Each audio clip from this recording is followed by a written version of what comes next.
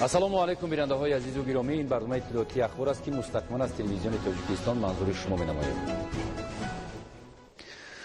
фармони президенти ҷумҳурии тоҷикистон дар бораи аз вазифаи судяи суди ноҳияи абдураҳмони ҷомии вилояти хатлон озод намудани раъуфзода мутобиқи моддаи 69 конститутсияи ҷумҳурии тоҷикистон фармон медиҳам. ваколати судяи суди ноҳияи абдураҳмони ҷомии вилояти хатлон раъуфзода мир усмон мирҳаким бинобар вафоташ қатъ карда шавад. президенти ҷумҳурии тоҷикистон эмомалӣ раҳмон шаҳри душанбе 11 майи соли 2020. қарори ҳукумати ҷумҳурии тоҷикистон аз 11 майи соли 2020 дар бораи аз вазифаи муовини вазири корҳои дохилии ҷумҳурии тоҷикистон озод намудани Умарзода. ҳукумати ҷумҳурии тоҷикистон қарор мекунад Умарзода Икром Ислом бо сабаби ба кори дигар гузаштанаш аз вазифаи муовини вазири корҳои дохилии ҷумҳурии тоҷикистон озод карда шавад. раиси ҳукумати ҷумҳурии тоҷикистон Эмомалӣ Раҳмон. қарори ҳукумати ҷумҳурии тоҷикистон аз 11 майи соли 2020 дар бораи муовини вазири корҳои дохилии ҷумҳурии тоҷикистон таъин намудани Иброҳимзода Нозим. ҳукумати ҷумҳурии тоҷикистон қарор мекунад Иброҳимзода Нозим муовини вазири корҳои дохилии ҷумҳурии тоҷикистон таъин карда шавад. раиси ҳукумати ҷумҳурии тоҷикистон Эмомалӣ Раҳмон. мутобиқи моддаи 9 қонуни ҷумҳурии тоҷикистон дар бораи милитсия дар мувофиқа бо президенти ҷумҳурии тоҷикистон Мирзомуродзода Рустам Тағоимурод сардори раёсати вазорати корҳои дохилии ҷумҳурии тоҷикистон дар вилояти мухтори Кӯҳистони Бадахшон, бои Маҳмадзода Музаффар Қурбон сардори шӯъбаи вазорати корҳои дохилии ҷумҳурии тоҷикистон дар ноҳияи Абдураҳмони ҷомии вилояти Хатлон ва Умарзода Икром Ислом сардори сармаркази иттилоотӣ таҳлилии вазорати корҳои дохилии ҷумҳурии тоҷикистон таъин гардиданд. барномаи ахборро идома медиҳем. ҳифзи солимии ҷомеият дар меҳвари таваҷҷӯҳу ғамхории роҳбарияти давлату ҳукумати ҷумҳурии тоҷикистон қарор дошта, имрӯзҳо дар мамлакат барои пешгирии паҳншавии бемории сироятии коронавируси нав COVID-19 ва муолиҷаи саривақтии беморон тадбирҳои муҳим амалӣ карда мешавад. дар доираи таваҷҷӯҳ ва ғамхориҳои ҳамешагии асосгузори сулҳу ваҳдати миллӣ пешвои миллат президенти ҷумҳурии тоҷикистон муҳтарам Эмомалӣ Раҳмон нисбат ба соҳаи тандурустӣ ва дастгирии ҳамаҷонибаи эҳтиёҷмандон ба тамоми минтақаҳои мамлакат имрӯзҳо кӯмаки тиббӣ ва хӯрокворӣ дастрас карда мешавад. аз ҷумла дар давоми рӯзҳои 9 то 11 май бо дастуру ҳидоятҳои бевоситаи пешвои миллат муҳтарам Эмомалӣ Раҳмон ба шаҳру ноҳияҳои вилояти мухтори Кӯҳистони Бадахшон, вилоятҳои Суғду Хатлон ва Водии Рашт ҳамчун кӯмак лавозимоти тиббӣ ва доруворию маводи хӯрока фиристода шуд, ки барои беморону табибон ва дигар эҳтиёҷмандон пешбинӣ шудаанд. Нуриддини Қурбон ва Баҳодури Истам гузориш медиҳанд. вазъи имрӯзаи ҷомеа таҳти назорати доимии асосгузори сулҳу ваҳдати миллӣ пешвои миллат президенти ҷумҳурии тоҷикистон муҳтарам Эмомалӣ Раҳмон қарор дошта ба тамоми минтақаҳои мамлакат кӯмаки тиббӣ ва хӯрокворӣ фиристода мешавад. бо назардошти вазъияти имрӯз пешвои миллат президенти ҷумҳурии тоҷикистон муҳтарам Эмомалӣ Раҳмон дар идомаи ташаббусҳои инсондӯстона ҷиҳати беҳтар намудани хизматрасонии тиббӣ ба аҳолӣ вобаста ба пешгирӣ ва табобати саривақтии бемории COVID-19 ба беморхонаҳои шаҳру ноҳияҳои мамлакат иловатан доруворӣ ва лавозимоти тиббӣ кӯмак менамоянд. имрӯз дар идомаи таъмин намудани муассисаҳои тиббии мамлакат бо доруворӣ ва дигар лавозимоти тиббӣ ба шаҳри Бохтар, минтақаи Кӯлоб ва ноҳияи Данғараи вилояти Хатлон ва вилояти Суғд доруворӣ ва маводи зиёди тиббӣ 50 номгӯи доруворӣ, дастгоҳҳои нафасдиҳӣ сунъӣ, ниқобҳои тиббӣ, маводи антисептикӣ ва безараргардонӣ кӯмак намуданд. кӯмак ва интиқол додани маводи доруворӣ барои муолиҷа ва пешгирӣ кардани ҳама гуна бемориҳо, махсусан бемории сироятии коронавируси нав COVID-19 аз ҷумлаи ғамхориҳои раъиятпарваронаи давлат ва ҳукумати ҷумҳурии тоҷикистон хусусан пешвои миллат муҳтарам Эмомалӣ Раҳмон мебошад, ки дар ин рӯзҳо ниҳоят тадбири муҳим, саривақтӣ ва рӯҳбаландкунанда ба ҳисоб меравад. бояд таъкид сохт, ки ҳукумати мамлакат барои табобати саривақтии беморон ва гирифтани пеши роҳи паҳншавии минбаъдаи вирус тамоми имкониятро сафарбар намуда дар пайи ҳар чиз зудтар раҳобахшидани ҷомеа аз ин мушкилот мебошад. ҳамзамон ҷиҳати фавран таъмин сохтани муассисаҳои тиббии шаҳру ноҳияҳои минтақаи Рашт аз ҷониби сарвари давлат муҳтарам Эмомалӣ Раҳмон маводи зиёди доруворӣ ва дигар молҳои тиббию табобатӣ ба ноҳияҳои Нуробод, Сангвор, Рашт, Тоҷикобод ва Лахш کمک کرده شد. اندیشیدن چاره‌های سریع‌وقتی برای تامین کردن مؤسسه‌های سوهای تندرستی با مواد طبابتی در زمینه توجه به واسطه پیشوای ملت محترم امامعلی رحمان نسبت به حفظ سالمی جامعه و معالجه بیماران با کرونا ویروس نو کووید 19 گرفتار شده روانه کرده شدند. در برابر فرستاندن مواد داروباری همزمان از جانب پیشوای ملت محترم امامعلی رحمان به ناحیه‌های نورآباد، رشت، سنگوار، تاجیک‌آباد و لخش در حجم 40 تن مواد خوراکه انتقال داده شد که در این روزها برای دستگیری مردم اقدام سریع‌وقتی و مهم به شمار می‌رود. طبق معلوم است اساسگزار صلح و وحدت ملی پیشوای ملت پرزیدنت جمهوری تاجیکستان محترم امامعلی رحمان در این لحظه‌های برای خلقمان دشوار شب و روز با مردم شریف تاجیکستان و در فکر هر یک فرد وطن بوده به خاطر حفظ سلامتی و حیات ساکنان کشور تمام تدبیرهای مهم سریع‌وقتی را انجام می‌دهند.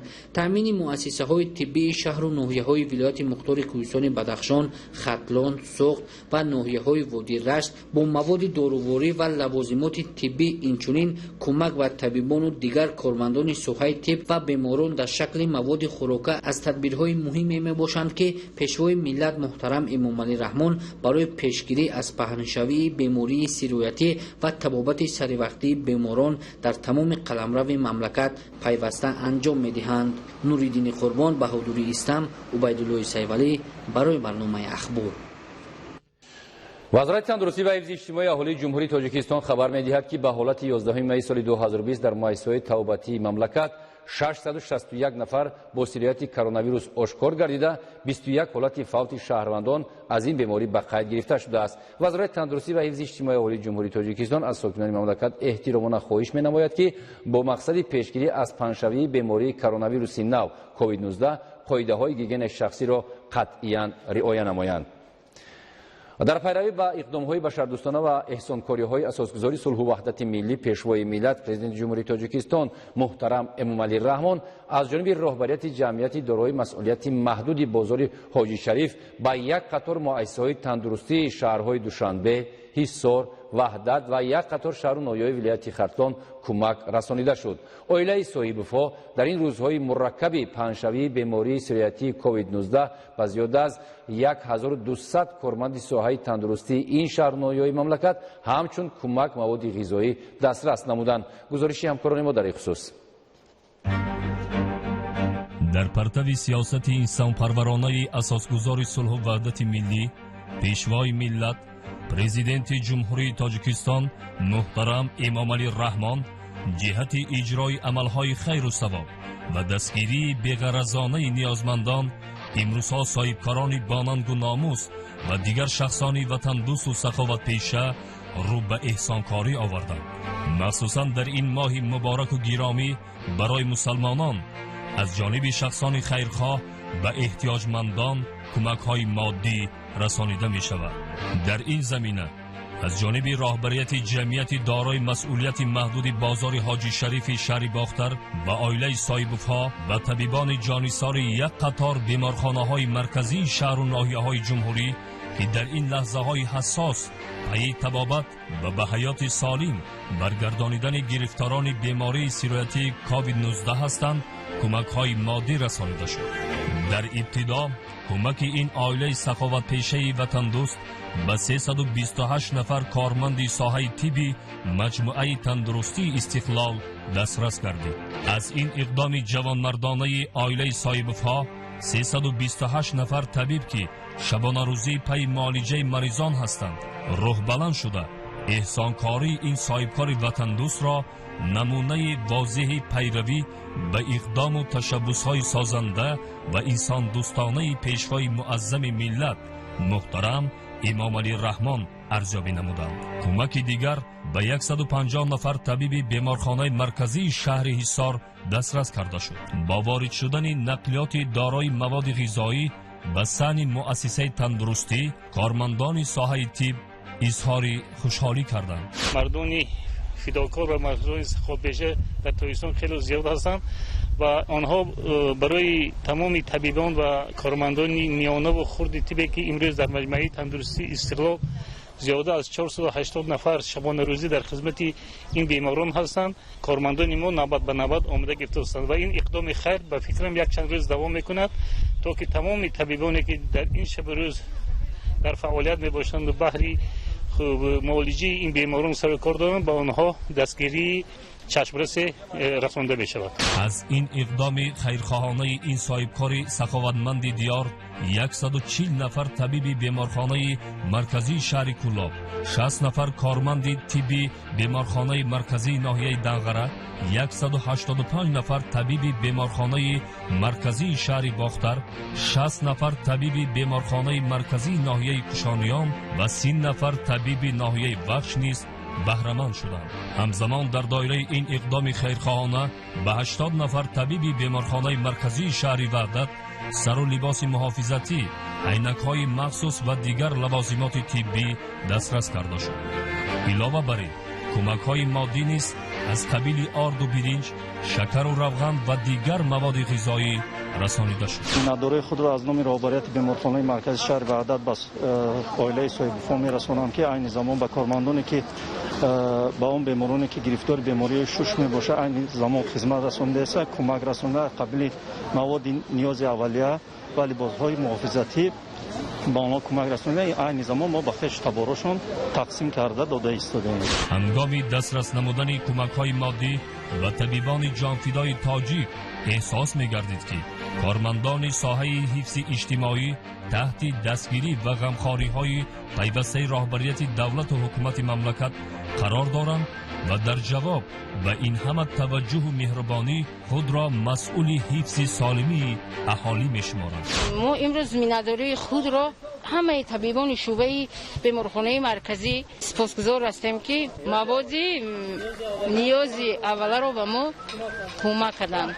ما از جناب عالی پیشوای ملت امام علی رحمان مینادار هستیم که امروز ما را به نظر گرفته اینقدر در این ماه شریف رمضان این کمک ها را به ما رساندند. امروز با دستگیری یک قطار رادمردانی که برای طبیبان بیمارخانه که برای خلق خدمت کرده ایستند در کرانتینی می باشند، برای اینها موادهای خوراکه در این ماه شریف رمضان آوردند و تقسیم کرده ایستادیم.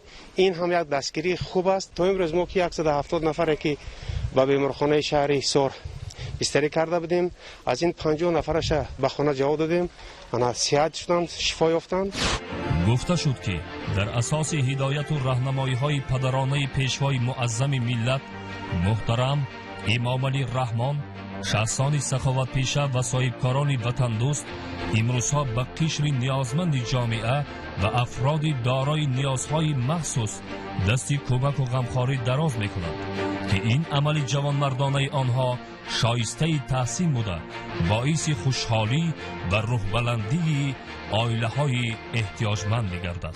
ما کارکنان ساحه تندرستی ولایت ختلان اظهار مینادوری خود را از پیشوای معظم ملت می‌نماییم که دائم ما را در هر کارها دستگیری می‌نماید و امروز با تشبث کارکنان بازار حاجی شریف و ما مواد خوراکه یاردن دادند. ما قول می‌کنیم که برای بهبودی، برای سلامتی هر یک انسان کوشش و غیرت می‌نماییم. در مجموع راهبریت جمعیت دارای مسئولیت محدود بازار حاجی شریف شهر باختر به زیاده از 1200 نفر کارمند ساحه تندرستی مملکت کمک مادی نمودند. در واقع در سیاست اجتماعی حکومت جمهوری تاجیکستان به حفظ سالمی اهالی و دستگیری کارمندان این ساحه دقت خاص روانه شده است. در این زمینه دستگیری طبیبان که امروزها برای سالمی مردم شبانه روزی زحمت کشیده ایستاده‌اند از نظرها دور نیست و من بعد نیست آنها به غمخواری‌های خاصه فرا گرفته خواهند شد.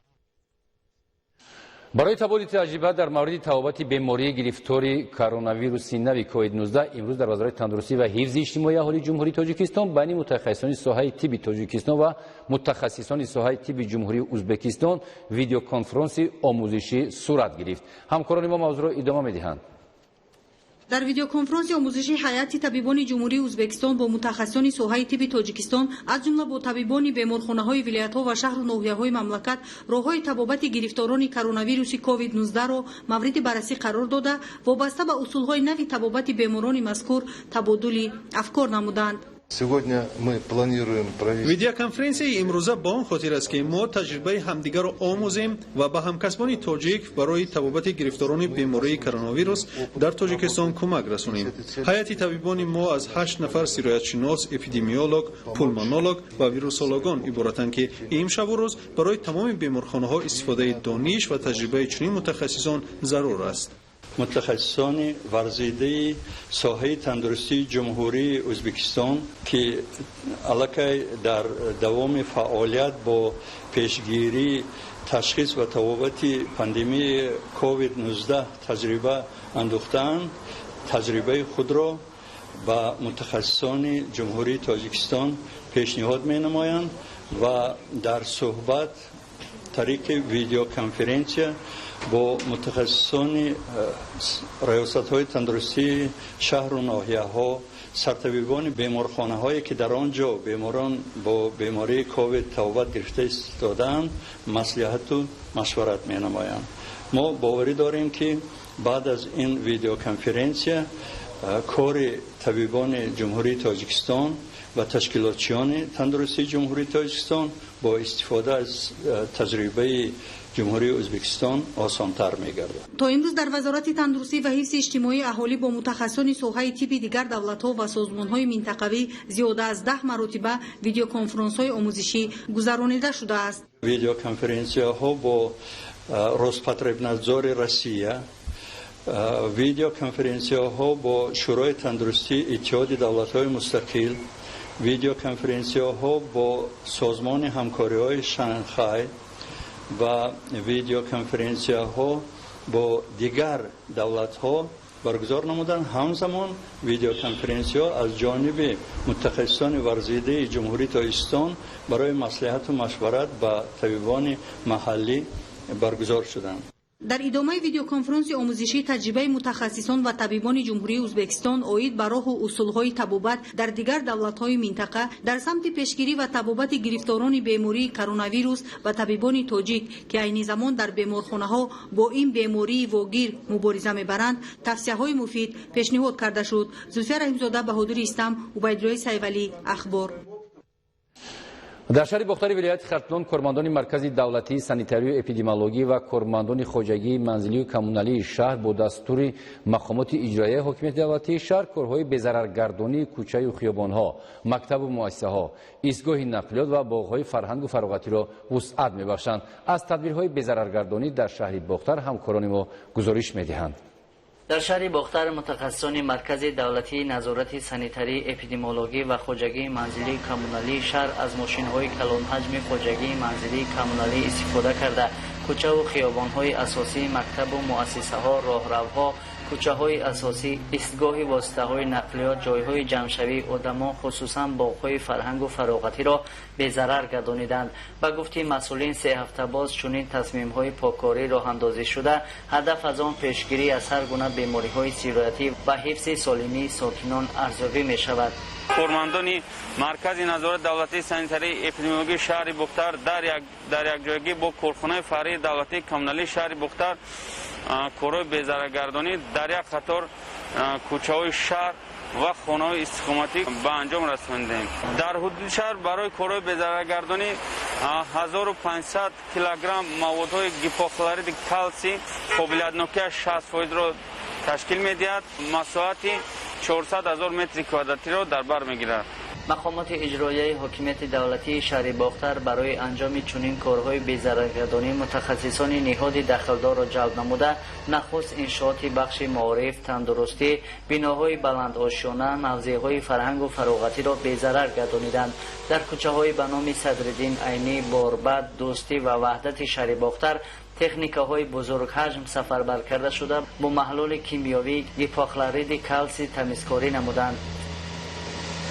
شبانه برآمده که رفت آمد کم می‌شود در شهر تمام کوچه‌های شهر از آن جمله کوچه وحدت نزد میدان سومانی نزد میدان باباجان غفورов اینچنین کوچه بربد محله‌های از درآمدگاه شهر باختر سر کرده تا چهارراه‌های بازار حاجی شریف همه شبانه ما تمام کوچه‌ها رو با گیپاکلاریدی 65% به ضرر گردانده شستشو می‌نماییم راه‌ها رو و این کارها باید ادامه دارد.